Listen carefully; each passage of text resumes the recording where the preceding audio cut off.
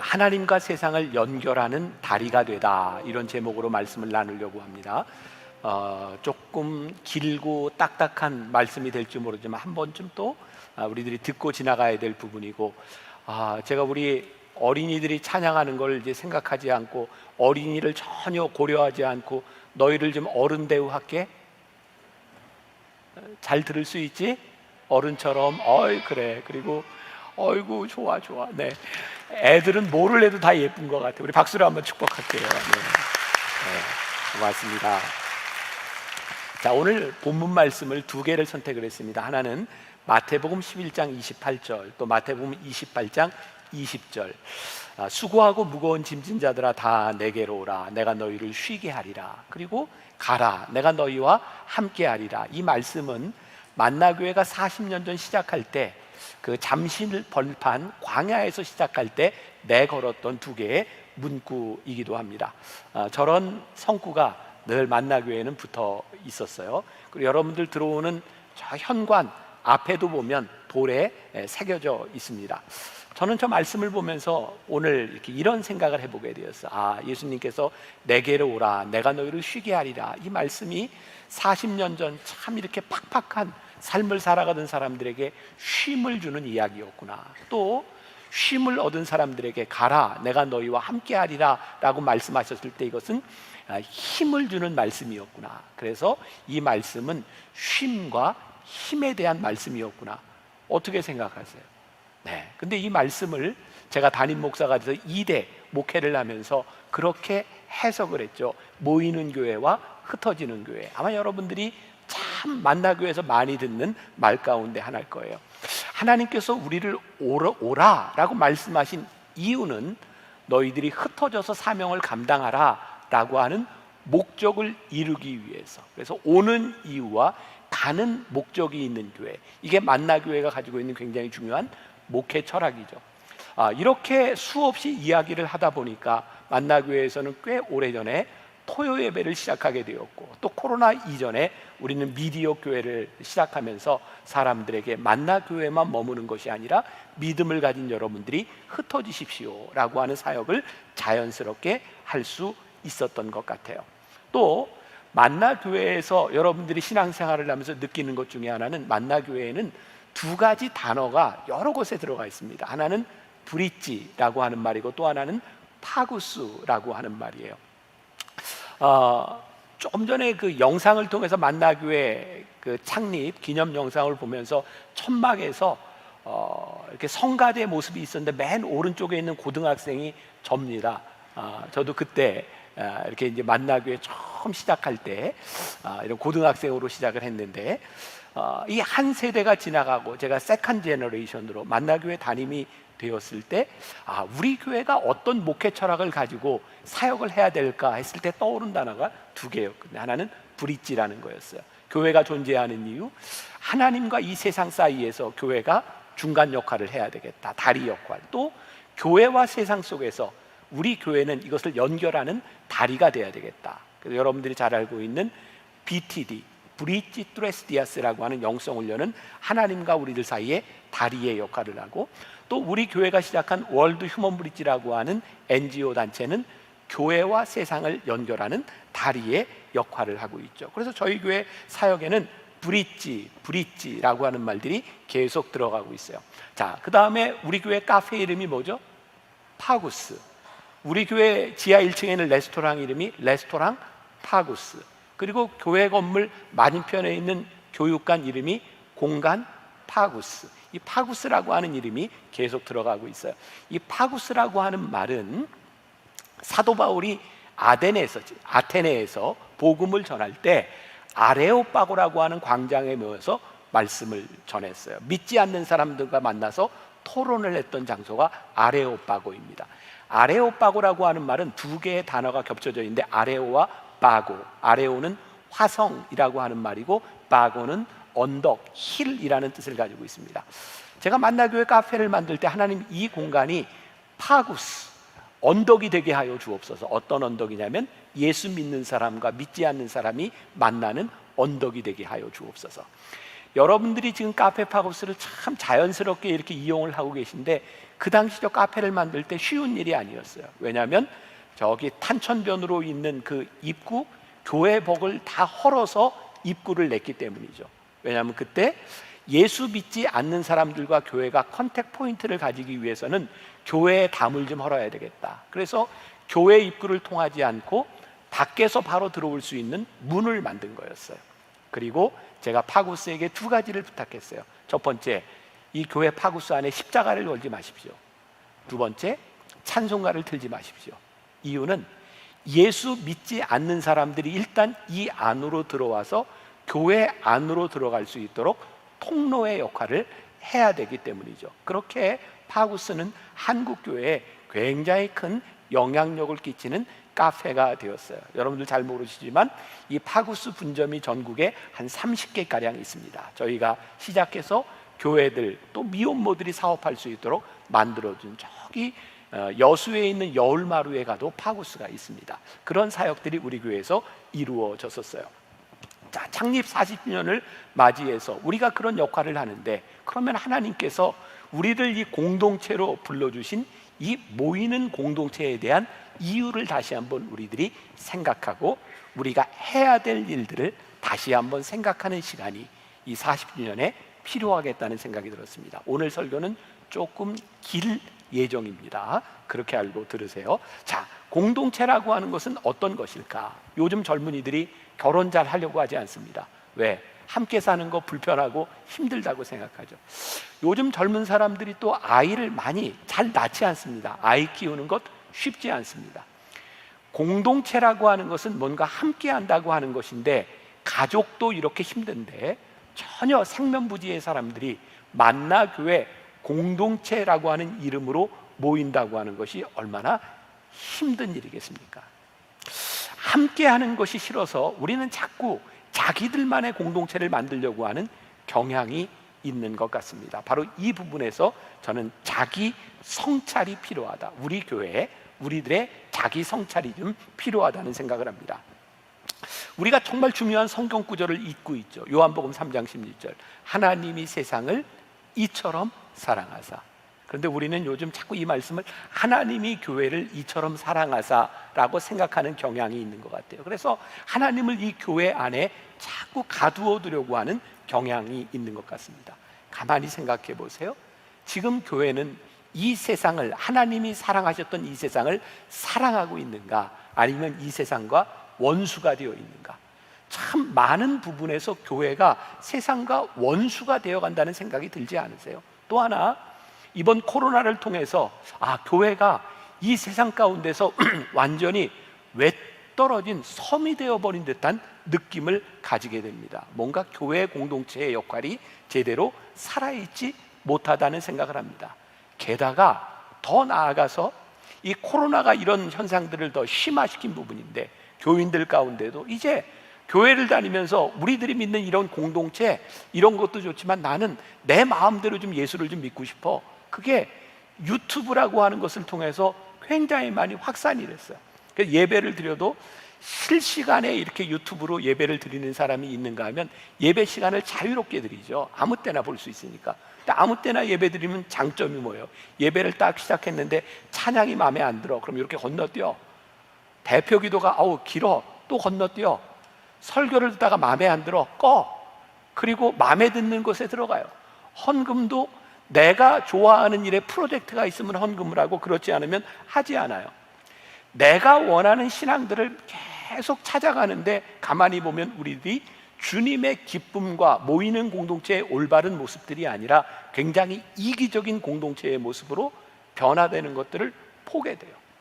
그런데 이런 현상들이 과연 떠나는 사람에게 문제가 있는가, 아니면 지금 현재 기존 교회에 문제가 있는가?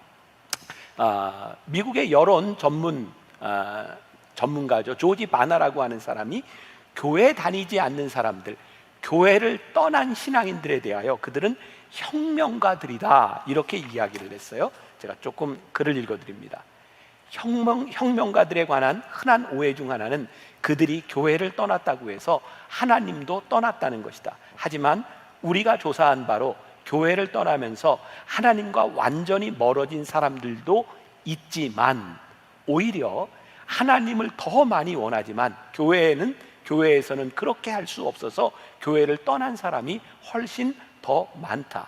그들은 더 건강한 신앙 경험을 짜깁기 해서 진지한 신앙을 추구하기로 결심했다.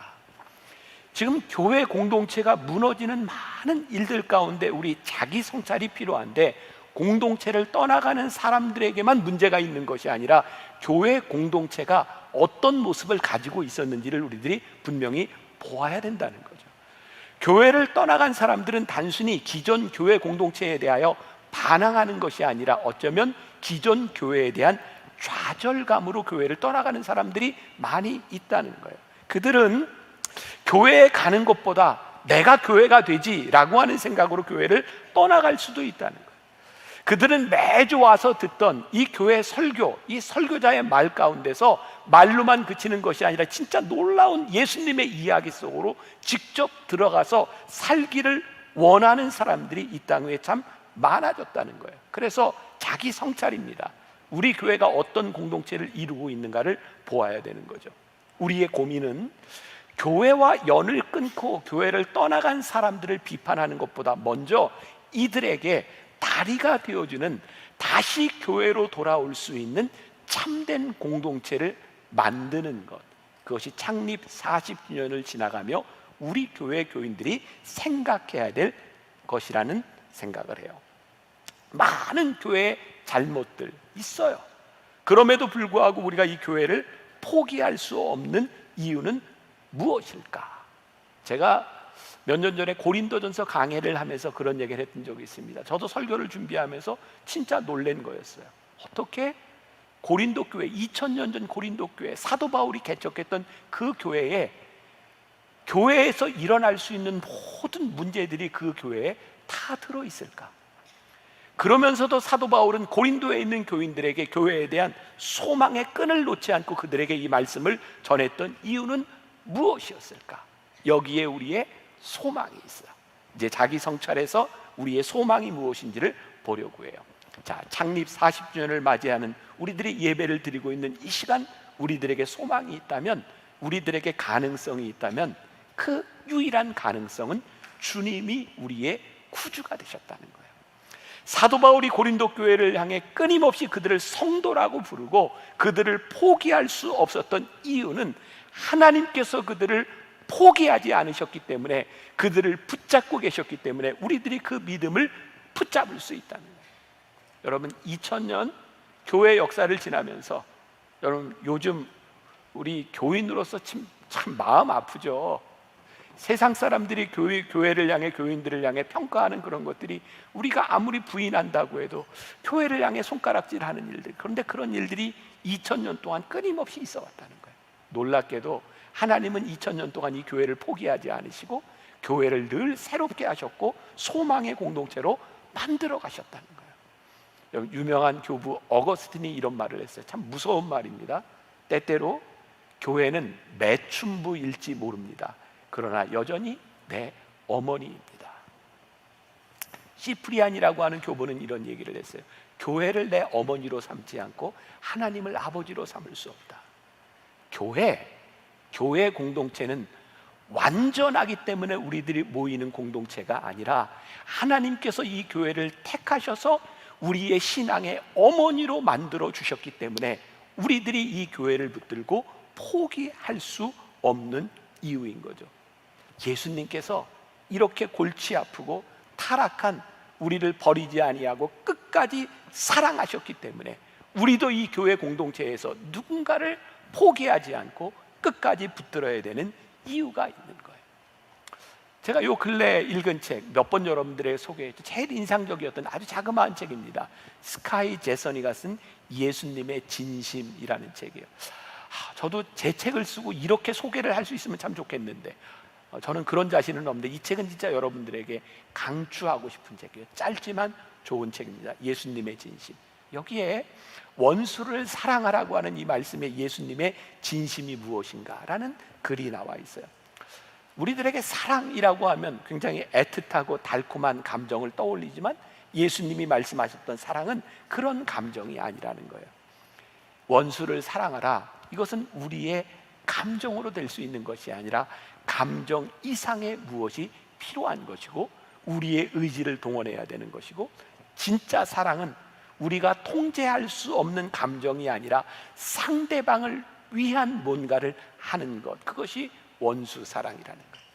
조금 전에 했던 이야기로 다시 돌아와 봐요. 오늘날 교회의 문제가 무엇이에요? 원수를 사랑하라고 했는데 우리 교회는 지금 계속 원수들을 만들어가고 있어요. 여러분들 머릿속에도 지금 세상과 우리들이 원수로 생각하는 일들이 얼마나 많이 있는가. 그리고 우리는 그것을 당연한 것으로 여기고 당연히 싸우려고 하죠. 예수님께서 뭐라고 말씀하셨어요? 원수를 위해 기도해라. 이 말을 가만히 생각해 보니까 우리가 누군가를 위하여 진심으로 기도한다면 그 사람을 계속해서 미워하기 힘들 것 같아요. 그러니까 우리 교회 안에서의 공동체에서도 원수를 사랑하라고 하는 이 말은 자연적으로 이루어지는 일이 아니라 우리의 의지가 필요한 일이고, 하나님이 세상을 이처럼 사랑하라 독생자를 보내주신 것을 우리들이 믿는다면 이 세상을 향하여 우리들이 보내야 되는 시선도 어떤 것인지를 생각해 볼 필요가 있는 거예요.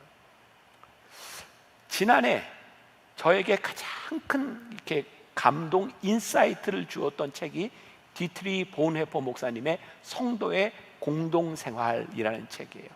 그 책에 보면 중보 기도에 대한 이야기가 나오는데요, 기독교 공동체는 중보 기도로 산다. 그런 기도가 없으면 이 공동체는 파괴된다. 상대방이 아무리 나를 힘들게 해도 그를 위해 기도하면 더 이상 그를 비난하거나 미워할 수 없다. 중보 기도를 하면 원래 이상하고 참을 수 없었던 얼굴이 예수님이 목숨으로 산 자의 얼굴, 용서받은 죄인의 얼굴로 변한다. 이것이 남들을 위해 중보 기도를 하는 크리스천이 경험하는 복된 발견이다. 그런데 오늘날 우리 공동체에서 이런 중보 기도가 이루어지고 있는가? 지금 우리를 참 힘들게 하는 그 사람들을 위하여 우리는 중보 기도하며 살아가고 있는가? 아니면 우리는 여전히 비난하며 살아가고 있는가? 어쩌면 이 본질적인 공동체의 모습을 잃어버렸기 때문에 많은 사람들이 하나님을 떠나는 것이 아니라 이 공동체를 떠나고 있는 것은 아닐까? 자, 로마서 5장 8절 유명한 말씀이죠. 우리가 아직 죄인 되었을 때 그리스도께서 우리를 위하여 죽으심으로 하나님께서 우리에 대한 자기의 사랑을 확증하셨느니라. 언제 우리를 위해 죽으셨어요? 우리가 아직 죄인 되었을 때. 그런데 우리는 이 세상을 향해, 우리 공동체를 향해 늘 뭐라고 얘기해요? 너는 내가 사랑할 수 없는 사람이고 내가 너를 용납할 수 없는 사람이야. 네가 변하지 않으면 나는 용납할 수 없어. 하나님의 말씀은 우리들에게 뭐라고 이야기하고 있어요? 내가 아직 죄인 되었을 때에. 우리 주님께서 우리를 값없는 선물로 우리를 불러주셨고 우리를 그리스도의 신부로 삼으시고 교회로 우리를 불러주셨다면 우리 공동체가 어떤 믿음을 가지고 살아가는지가 자명해지지 않겠는가? 우리가 교회에서 소망을 볼 수 있는 것은 우리 모두가 하나님 앞에 괜찮은 사람이기 때문이 아니라 우리와 같은 존재를 받아주시고 우리가 그 주님을 믿기 때문에 우리들에게 소망이 있는 것이고, 이 소망을 가진 사람들, 우리를 끝까지 포기하지 않으셨던 그 주님을 믿는 믿음으로 우리가 이 공동체를 이룰 수 있기 때문에 이 교회에 소망이 있는 거죠. 만일 우리가 이 소망이 없다면, 이 믿음이 없다면 이 공동체에 무슨 의미가 있을까? 교회를 생각할 때마다 그런 생각을 합니다. 하나님께서 우리를 그리스도의 몸으로, 그리스도를 교회의 머리로 세워주셨다는 것은, 우리를 그리스도의 지체로 세워주셨다는 것은 우리를 한 가정, 그 믿음의 가정으로 우리를 불러주셨다는 거예요. 가정을 한번 생각해 봅시다. 여러분들 자녀들을 키우면서 여러분들 부모님들을 생각할 때 가끔 자식이 믿기도 하고 부모님이 믿기도 하지 않아요? 어떠세요? 미울 때 여러분들은 어떻게 하세요? 여러분들은 신앙생활을 하면서 가끔 담임 목사가 밉죠? 그럴 때는 어떻게 하세요? 가족이라고 하는 건 뭘까요? 여러분, 이렇게 가정에서 자녀들을 키우면서 요즘 그런 말 하죠. 미운 3살. 요즘은 3살만 돼도 그렇게 말을 안 듣는데요.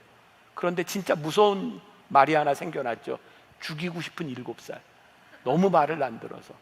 그런데 그 시기를 지나가면 애가 좀 괜찮을까 싶은데 사춘기가 오면 화병이 나죠. 근데 다행스러운 건 요즘 아주 보편화된 갱년기가 있어서 사춘기 된 아이들에게 엄마 갱년기, 그런 사춘기가 깨갱하는, 아무튼 그런 우리 삶의 그런 주기들을 가지고 있어요. 근데 가만히 생각해 보세요. 그렇게 말 안 듣고 밉고 사춘기와 갱년기를 지나도 우리들이 포기할 수 없는 이유는 우리의 가족이기 때문인 거죠. 그때를 참아주고 인내하고 우리의 삶으로 초대하고 그 시간들을 지나가며 단단한 가정을 이루어가는 것이 참된 가족이 되어가는 거죠. 지난 2년 코로나를 지나면서 아마 어떤 분들은 그런 생각을 하게 될 거예요. 야, 2년 동안 교회에 오지 않고 이렇게 온라인으로 예배를 드려보니 참 좋다. 부대끼지 않고 이렇게 예배를 드릴 수 있으니 참 좋다. 좋다는 것이 옳은 것은 아니죠. 하나님께서 우리를 공동체로 부르신 이 이유, 우리들이 힘든 이 가정의 가족이 되는 여정 속으로 들어가서 복된 공동체를 만들 수 있을 때 여기 모이는 사람들의 이유가 있고, 그리고 여기 모인 사람들이 그 모인 이유로 끝나는 것이 아니라 어떻게 하나님의 나라를 이루어 갈까를 고민하기 시작할 때, 저는 그런 꿈을 꿔요. 많은 전문가들이 코로나 이후에 더 이상 교회는 사람들이 이전처럼 모이지 않을 것입니다. 아니요, 저는 진정한 가족의 공동체를 원하는 사람들이 다시 교회를 찾아올 수 있는 소망을 만들 수 있는 것이 우리 교회라고 믿습니다. 오늘 여러분들에게 그런 소망이 있었으면 좋겠고요. 여기까지 설교 1부 끝, 2부를 더 할 텐데 말씀을 나누기 전에 우리 하나님께서는 우리의 만남을, 우리 공동체를 생각하면서 한번 찬양하고 그 다음 말씀으로 이어가겠습니다.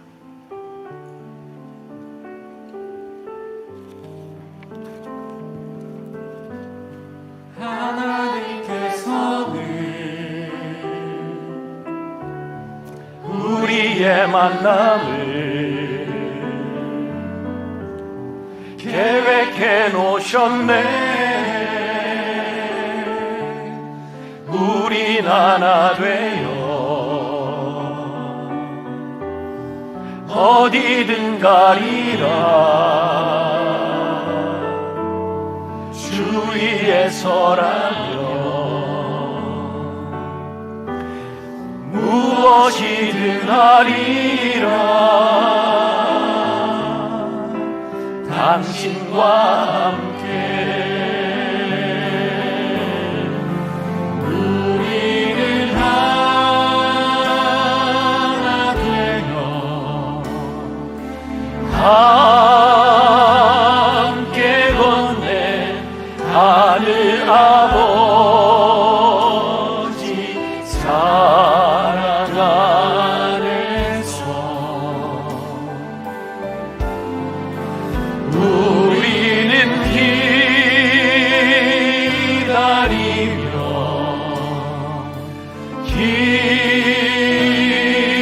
기도하네. 우리의 삶에 사랑 넘치도록 우리는 하나 되어 우리는 하나 되어 함께 걷네. 함께 걷네. 하늘 아버지 사랑 안에서 우리는 기다리며 기도하네.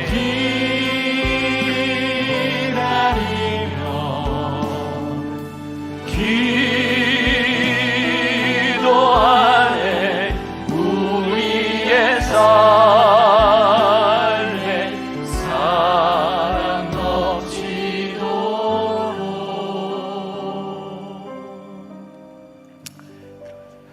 오늘 설교가 설교가 좀 길어서 전략을 이렇게 짰습니다. 전반부에 딱 끊고 잠을 깨고 후반부로 넘어가야 되겠다. 느낌이 굉장히 짧은 느낌이 들죠. 자, 이게 짧은 설교가 끝나고 또 하나의 짧은 설교가 있습니다. 자, 이제 우리들이 공동체로 우리를 불러주신 이 아름다운 공동체에서 우리들이 해야 되는 일들은 무엇일까? 이 세상을 하나님의 나라로 만들어가는 브릿지 사역이 우리들에게 주어진 앞으로 우리 만나교회가 해야 될 역할이다라고 하는 것을 저를 통해 보게 하신 하나님의 비전을 여러분들과 나누어 보려고 합니다. 이전에 우리 교회는 단순히 이렇게 흩어짐에 대한 이야기를 많이 했어요. 담장을 넘고 여러분들 흩어지십시오. 그런데 이 흩어짐에 대한 의미를 가만히 생각해 보니까 단순한 흩어짐이 아니라 조금 더 책임적인 것, 그것이 무엇일까? 그게 다리, 브릿지라는 생각이 들었습니다. 이 세상에 교회가 존재함으로 인해서 하나님 나라의 다스림이 가능케 만들어주는 하늘나라와 하나님의 나라와 세상을 연결해주는 다리의 역할을 우리들이 하면 좋겠다. 하나님께서 우리 만나교회에 부어주신 저는 큰 은혜가 있다고 생각해요. 그게 저는 코로나였어요. 올 1년 동안 주님은 나의 최고봉, 그 말씀을 여러분들과 함께 나누면서 제가 제일 많이 했던 말이 있죠. 찢겨지는 빵과 부어지는 포도주가 되게 하여 주옵소서. 하나님께서 제 마음에 그런 소원을 주었거든요. 하나님, 찢겨지는 빵과 부어지는 포도주, 어쩌면 흔적도 남지 않는 그런 삶이 되게 하여 주옵소서. 그런데 그게 이게 브릿지구나 라는 생각이 든 거예요. 브릿지, 다리는 어떤 역할을 하나요? 이쪽과 저쪽을 이어주는 역할을 합니다. 다리의 목적은 이어주는 거예요. 또 저는 개인적으로 징검다리라고 하는 말을 참 좋아합니다. 여러분 탄천에 보면 징검다리가 있죠. 돌을 하나하나 이렇게 밟고 넘어가요. 돌을 하나하나 밟고 넘어가는 그거 하나가 징검다리인데요. 그 징검다리 돌 하나가 없으면 넘어가기 힘든데 그 돌 하나는 별로 중요한 것 같지 않아요. 그러나 꼭 필요한 존재. 하나님, 우리 만나교회가 그런 징검다리 같은 교회가 되게 하여 주옵소서.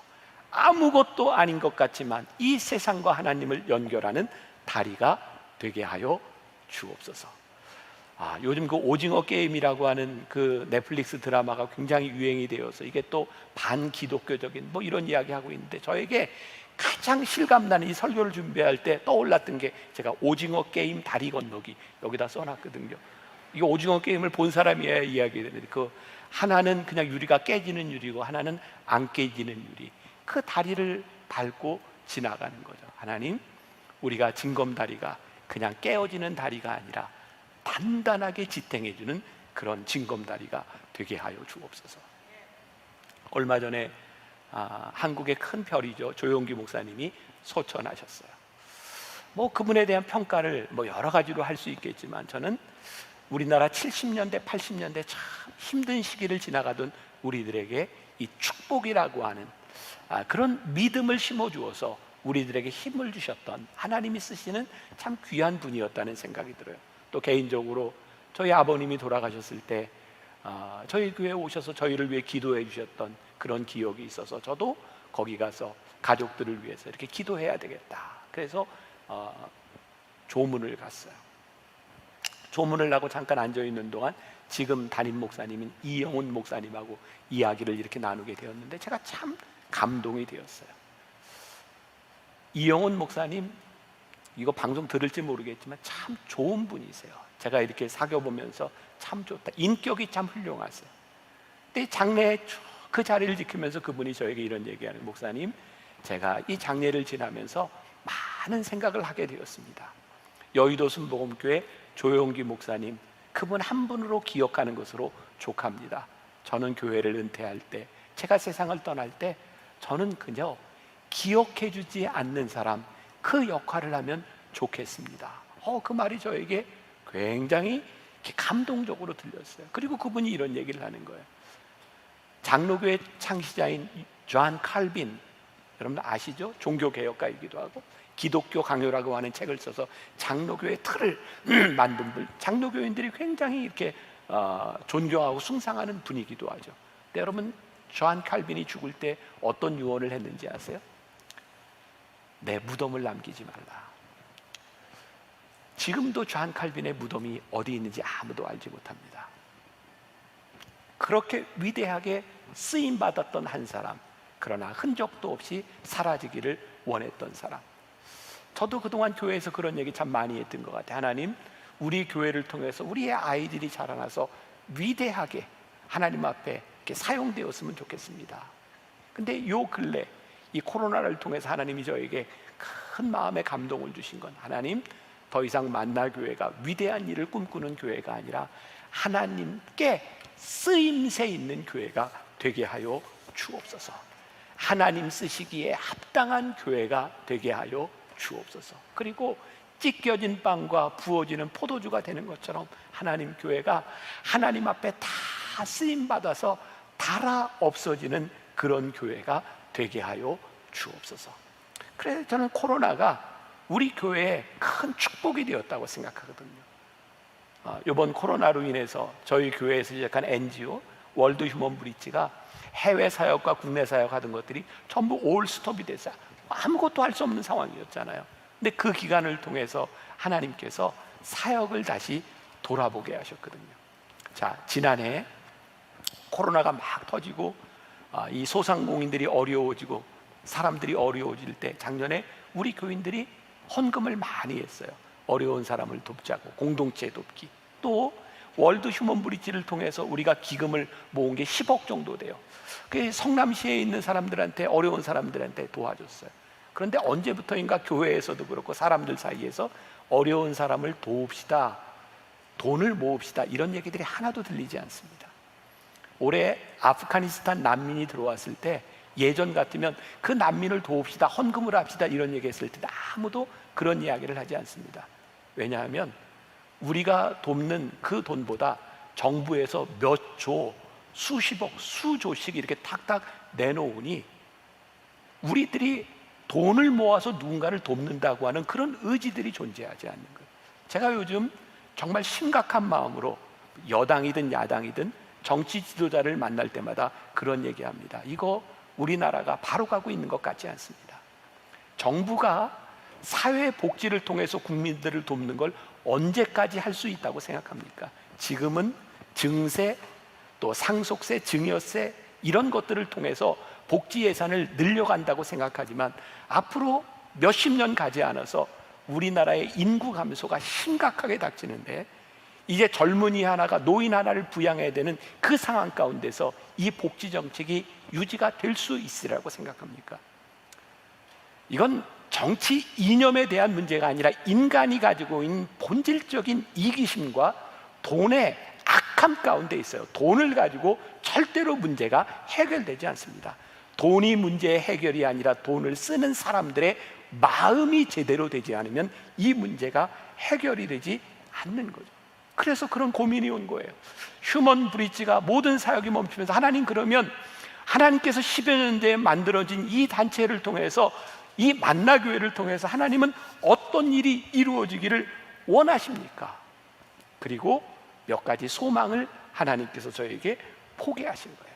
어떻게 하면 다리가 될 수 있을까? 첫 번째, 이제 우리 만나교회는 단순히, 우리가 어려운 사람 돕는 일을 계속 할 겁니다. 그러나 단순히 그런 것이 목적이 되는 것이 아니라 조금 더 근본적인 다리가 되는 일을 해야 되겠다. 그게 뭐냐면 우리 어린이들이 어렸을 때부터 하나님께서 주시는 그리스도인의 마음을 가지고 자선을 실천하고 선한 일을 할 수 있는 마음을 가진 사람들로 만들어내고, 우리 교인들에게 이제 단순히 어떤 프로젝트가 있을 때 어려운 사람을 도웁시다 라고 하는 것이 아니라 하나님의 사람으로 성숙된 인격을 가진 사람으로 만들어내는 일, 그 다리의 역할을 우리 교회가 해야 되겠구나. 잠깐 그림을 하나 보여주세요.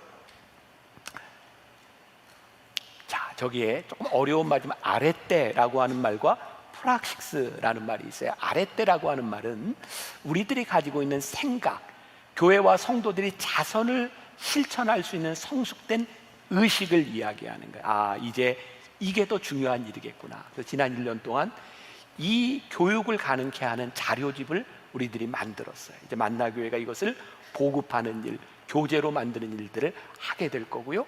그러한 성숙한 크리스찬의 모습을 통해서 아레떼, 이 의식에서 끝나는 것이 아니라 프락시스, 이 사회의 문제를 직접적으로 해결하는 일들을 우리가 감당해야 되겠다. 여러분, 에베소서 3장 18절에 보니까 새번역 성경으로 이런 말씀이 있어요. 모든 성도와 함께 여러분이 그리스도의 사랑의 너비와 길이와 높이와 길이가 어떠한지를 깨달을 수 있게 되고, 이제 우리 만나교회는 단순한 이례적인 도움이 아니라 그리스도인의 마음으로 하나님의 사랑의 깊이와 넓이와 이 모든 것을 알 수 있는 그런 사람으로 만들어가는 이런 R&D의 역할들을 만나교회가 해야 되겠다. 그게 이제 저희들에게 새롭게 생각한 일이고, 두 번째, 저희가 이 월드 휴먼 브릿지라고 하는 이 단체를 통해서 하나의 이걸 뭐라고 이야기할까요? 한 단체라고 이야기할까요? 브릿지 소사이어티라고 하는 것을 시작을 합니다. 요즘 사람들이 제일 무서워하는 말이, 어떤 기관에서 유산을 기부하세요, 유산 기부, 이런 말을 하면 굉장히 무서워한답니다. 제일 무서운 건 유산을 가지고 있는 사람이 아니라 그 자녀들이 깜짝 놀란답니다. 우리의 엄마 아버지 여기다 다 내고 돌아가시면 우리는 어떡하나. 그럼 유산 기부라고 하는 말이 참 무서운 말이 돼버렸어요. 어떤 변호사 한 분이 저에게 그런 얘기를 하더라고요. 목사님, 변호사 업무를 하면서 유산을, 이 중에 그런 사람들이 얼마나 되겠어요? 30억 이상 남기는 가정에서, 거의 모든 가정에서 자녀 간에 다툼이 일어납니다. 돈 때문에 일어나는 다툼에 대한 부분이죠. 이 유산이라고 하는 것, 단순히 내가 죽어서 돈을 남기는 것이 아니라 하나님께서 우리들에게 주어진 자산을 우리들이 어떻게 잘 쓸 수 있는가라고 하는 것은 그리스도인의 성숙한 모습에서부터 나오는 거예요. 그럼 여러분들, 이게 돈 많은 사람들의 이야기, 그런 이야기가 아니고요. 이게 호주에서 있었던 일인데, 어떤 할머니가 세상을 떠나면서 유언장을 다 작성을 했는데, 돌아가시고 난 다음에 보니까 내가 살아있을 때 나에게 정말 친절하게 대해줬던 어떤 집에 꽃을 전해주세요, 어떤 집에 케이크를 전해주세요. 그러면서 삶을 아름답게 정리하는 모습들이 있었어요. 이것은 단순히 돈의 많고 적음에 대한 문제가 아니라 우리들이 그리스도인의 성숙한 삶을 살아가며 우리들이 어떻게 삶을 잘 만들어갈까를 생각하는 거죠. 그림을 하나 보여주세요. 여기에 우리 크리스채니티, 이 기독교라고 하는 이 공동체 안에서 그리스도인의 자선을 실천하는 것, 그것은 교육에 대한 역할들을 감당하게 될 것이고, 노년의 건강한 역동. 잘 기억하세요. 혹시 여러분들 중에 죽어서 남길 돈이 있으면 절대로 죽어서 남기지 마세요. 살아있는 동안 멋지게 쓰세요. 아름다운 노년을 만드는 건 큰 축복입니다. 그런데 그 돈을 독단적으로 쓰는 것이 아니라 자녀들과 의논하세요. 자녀들에게 돈을 잘 남겨주시고, 그리고 내가 가지고 있는 돈을 자녀들과 함께 아름답게 쓸 수 있도록 만들어주는 것은 크리스찬에게 주어진 굉장히 중요한 축복이라는 생각이 듭니다. 다시 이야기해요. 이건 돈의 많고 적음에 대한 문제가 아니라 이제는 1인 가구, 혼자 사는 분들, 혼자 사시다가 세상을 떠나야 되는 분들도 참 많이 있어요. 이 문제들을 우리들이 고민할 필요가 있겠다. 설문조사를 했습니다. 왜 유산을, 내가 가지고 있는 돈을 기관에 기부하지 않습니까? 첫 번째가 뭐냐면, 이 돈이 어떻게 쓰여질지 몰라서 투명성에 대한 문제가 있어서 돈을 기부하지 않습니다. 제가 월드 휴먼 브릿지에서 아주 황당한 꿈을 꾸기 시작했어요. 하나님, 우리 이 단체가 누군가의 돈을 받아서 일하는 단체가 아니라 이 단체가 브릿지가 되게 하여 주옵소서. 그래서 누군가 좋은 일을 위해 돈을 쓰겠다고 할 때 휴먼 브릿지는 1원 한 푼도 거기에서 사업비를 떼지 아니하고 그 돈을 그대로 연결시켜 줄 수 있는 역할을 감당하는 단체가 되게 하여 주옵소서.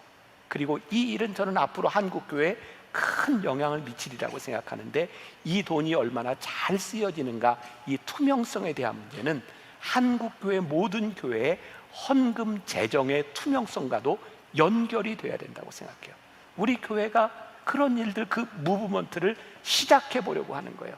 한국교회의 재정, 그리고 우리들이 가지고 있는 이 재정들이 어떻게 그리스도인의 성숙한 모습으로 쓰임 받을 수 있을까? 그리고 지난 1년 동안 이렇게 추상적으로 그친 것이 아니라 조금 더 구체적인 부분으로 나아갔어요. 어떤 준비를 하고 있냐면, 이 부분들은 여러분들과 나중에 다시 한 번 더 나누게 될 텐데, 율천이라고 하는 법무법인, 우리나라의 꽤 큰 법무법인이죠.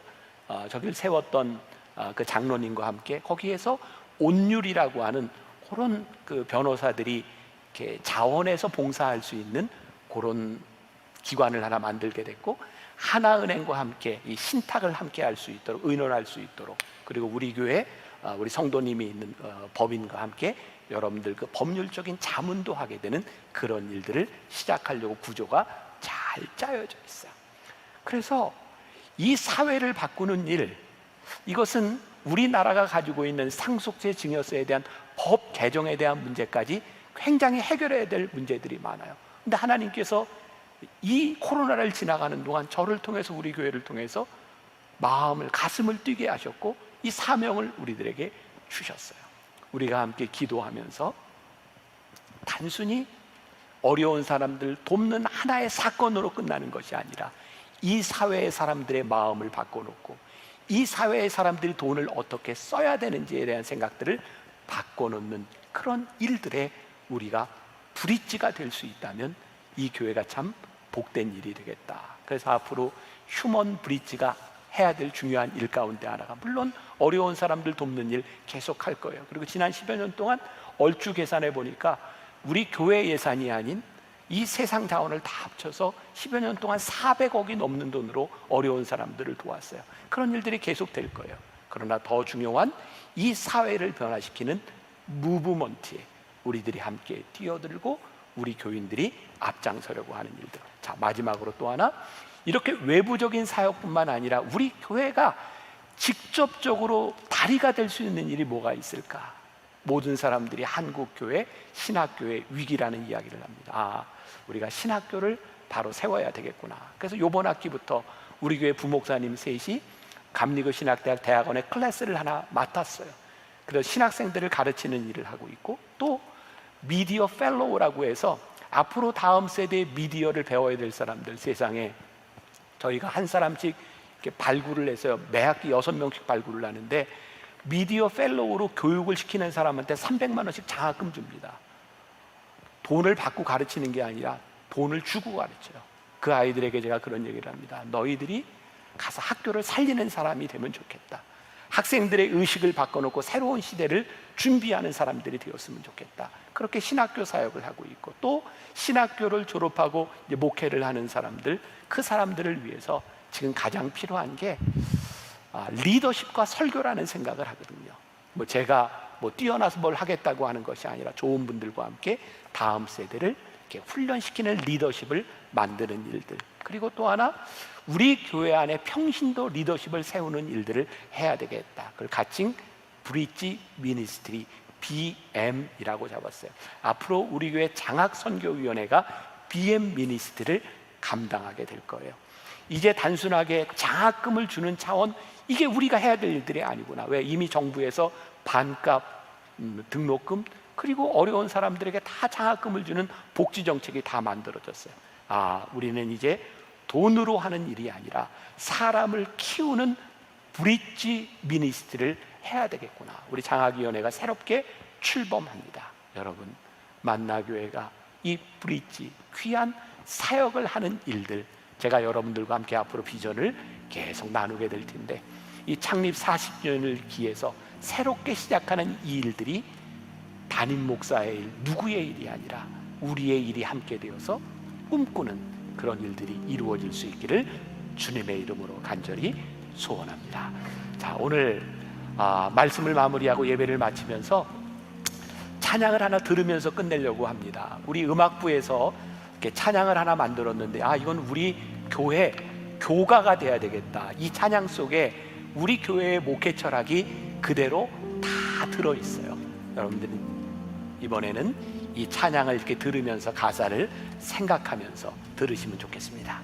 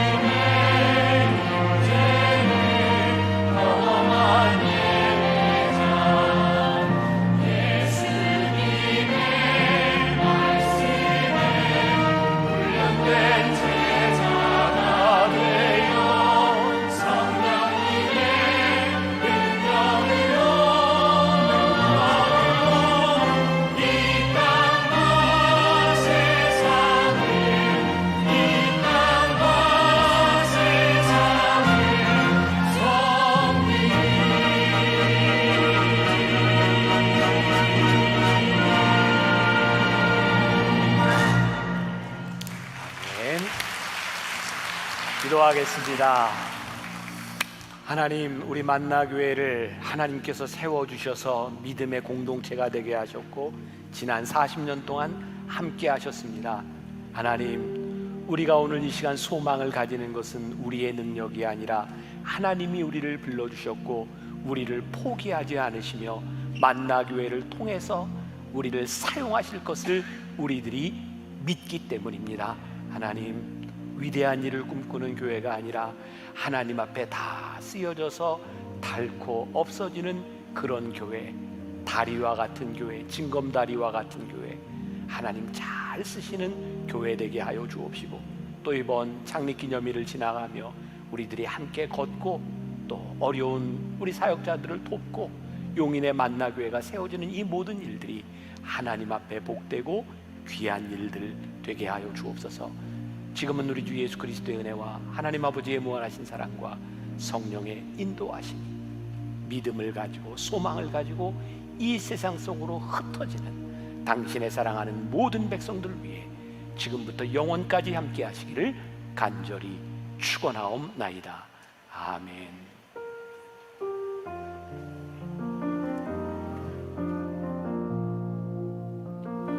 우리 영혼에 주가 주신